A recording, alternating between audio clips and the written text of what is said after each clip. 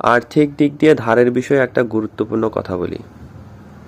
কথাটা হচ্ছে এরকম, নিজের অভিজ্ঞতায় বহুবার দেখেছি জীবনে খুব কম মানুষই আছেন যারা বিপদের কথা বলে ধার চেয়ে ধার পান, কিন্তু সময় মতো ফেরত দেন না।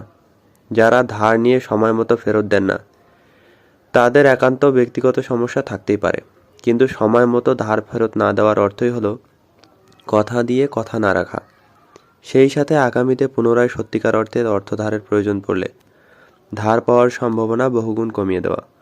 ধার চেয়ে ধার পাওয়ায় আর্থিক সমস্যার উপস্থিত বা সাময়িক সমাধান হতে পারে, কিন্তু অনবরত ধার নেয়ার অভ্যাস যেমন ঠিক তেমনি কথা দিয়ে কথা না রাখতে পারাটাই এক ধরনের অক্ষমতা, যার প্রভাব সুদূরপ্রসারী। তবে পরিস্থিতি বিশেষে সহানুভূতি দেখানো যেতে পারে, কিন্তু অনবরত কথা দিয়ে কথা না রাখতে পারলে অনাকাঙ্ক্ষিত ঝামেলায় পড়তে না চাইলে ধার না দেওয়াই মঙ্গলের।